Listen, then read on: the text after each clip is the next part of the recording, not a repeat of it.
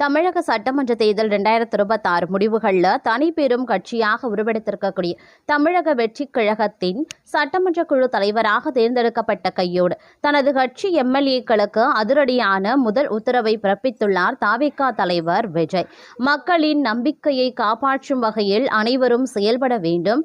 தொகுதி மக்கள் எந்த பிரச்சனையோடு நம்மை நாடி வந்தாலும் அதற்கு உடனடியாக தீர்வு காண துரித நடவடிக்கை எடுக்க வேண்டும் என தனது எம்எல்ஏக்களுக்கு அவர் அன்பு கட்டளையிட்டுள்ளார். தேர்தல் வெற்றிக்கு பிறகு நடந்த தாவேகா ஆலோசனை கூட்டத்தில் விஜய் பேசிய இந்த நிகழ்ச்சியான அறிவுறுத்தல்களை சிவகாசி தொகுதியில் காங்கிரஸ் மற்றும் அதிமுகவின் ஜாம்பவான்களை வீழ்த்தி பிரம்மாண்ட வெற்றி பெற்றுள்ள தாவேகாவின் இளம்பெண் எம்எல்ஏவான கீர்த்தனா செய்தியாளர்களிடம் பெருமையோடு பகிர்ந்து கொண்டுள்ளார். மக்கள் செல்வாக்கோடு அரியணையை எட்டி பிடித்துள்ள தாவேகாவின் இந்த மக்கள் சேவை முதலில் என்ற அதிரடி பாலிசி தொகுதி மக்களிடையே பெரும் வரவேற்பை பெற்றுள்ளது அப்படின்னே கூட சொல்லலாங்க. அது மட்டுமின்றி தற்போதைய நிலவரம் படி பார்க்கும் பொழுது தமிழக சட்டமன்ற தேர்தல் 2026 முடிவுகளில் தனிபெரும் கட்சியாக உருவெடுத்து ஆட்சி அமைக்க பெரும்பான்மைக்காக காத்திருக்கக்கூடிய தாவேகா பார்த்தீங்க அப்படின்னா தலைவர் விஜய்க்கு ஆதரவளிக்க காங்கிரஸ் கட்சி படு உஷாராக சில அதிரடி நிபந்தனைகளை விதித்துள்ளதாக டெல்லி மற்றும் சத்தியமூர்த்தி பவன் அரசியல் வட்டாரத்தில் தகவல்கள் கசிந்திருக்கின்றன.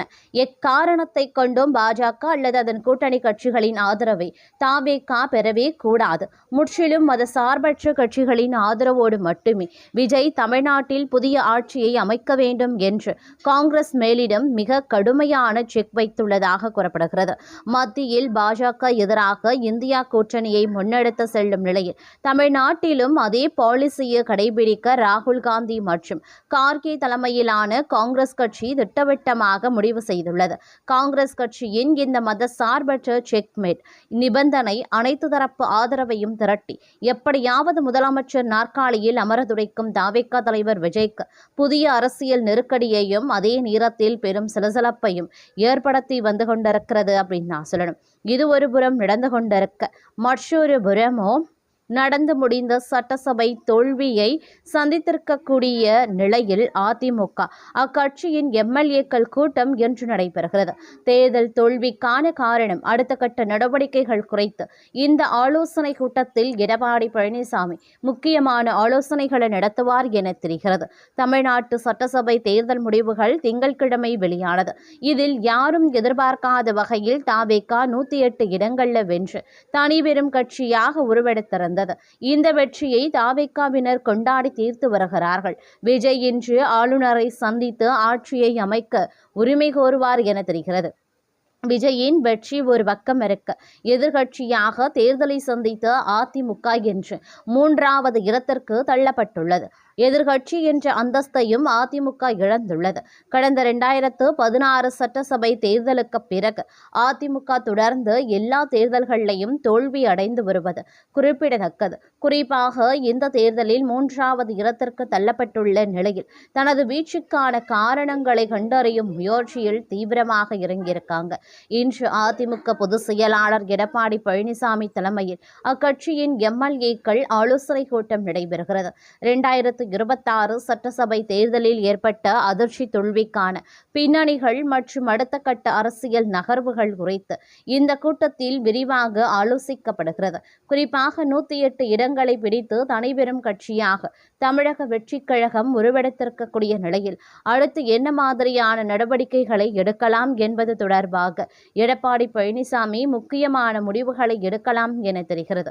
ஏற்கனவே முன்னாள் அமைச்சர் OPS மணியன் தாவேகாவுக்கு அதிமுக ஆதரவு அளிக்காது என்று கூறியிருந்தார். அவர் எடப்பாடி பழனிசாமியை சந்தித்த பிறகே இந்த தகவலை பகிர்ந்திருந்தார். அதே நேரம் லீமா ரோஸ் தாவேகாவுடன் ஆலோசனை நடப்பதாக கூறியிருந்த நிலையில் இது தொடர்பாகவும் இறுதி முடிவுகள் எடுக்கப்படும் அப்படின்னும் தெரிய வந்திருக்கிறது.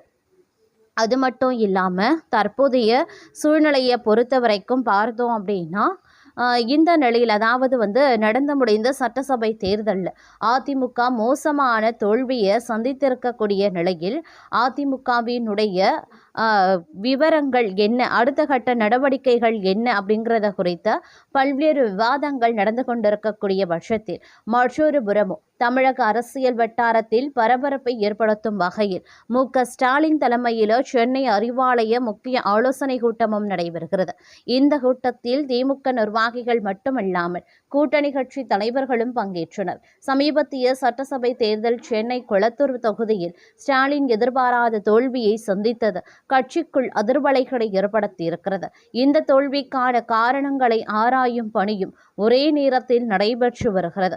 குறிப்பாக கட்சியின் ஒரு மாவட்ட நிர்வாகியின் செயல்பாடே இந்த தோல்விக்கு முக்கிய காரணம் என தகவல்கள் தெரிவிக்கின்றன. இந்த நிலையில் வெற்றி பெற மற்றும் தோல்வியடைந்த வேட்பாளர்கள் பலரும் அறிவாலயத்திற்கு வந்து ஸ்டாலினை சந்தித்து ஆலோசனை நடத்தினர். அதேபோல் கூட்டணி கட்சிகளின் முக்கிய தலைவர்களான வைகோ, திருமாவளவன், முத்தரசன் மற்றும் பாலகிருஷ்ணன் ஆகியோர் இந்த கூட்டத்தில் பங்கேற்றனர். கூட்டத்தின் போது மாநிலத்தின் தற்போதைய அரசியல் நிலவரம் மற்றும் புதிய ஆட்சி அமைப்பை சுற்றிய சூழ்நிலைகள் குறித்து விரிவாக விவாதிக்கப்பட்டது. குறிப்பாக தமிழக வெற்றிக் கழக சார்பில் ஆதரவு கோரிக்கை வந்தால் அதை ஏற்க வேண்டாம் என ஸ்டாலின் கூட்டணி கட்சிகளிடம் கேட்டுக்கொண்டதாக தகவல் தெரிவிக்கின்றன.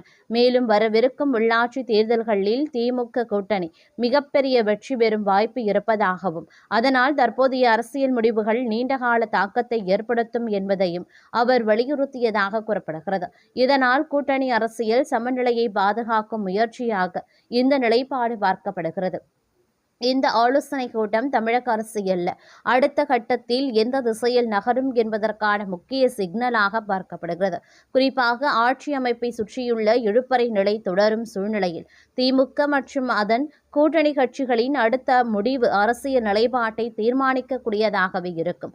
தமிழக அரசியல் வட்டாரத்தில் பரபரப்பை ஏற்படுத்தும் வகையில் மு.க.ஸ்டாலின் தலைமையில் சென்னை அறிவாலயத்தில் முக்கிய ஆலோசனை கூட்டம் நடைபெற்றது.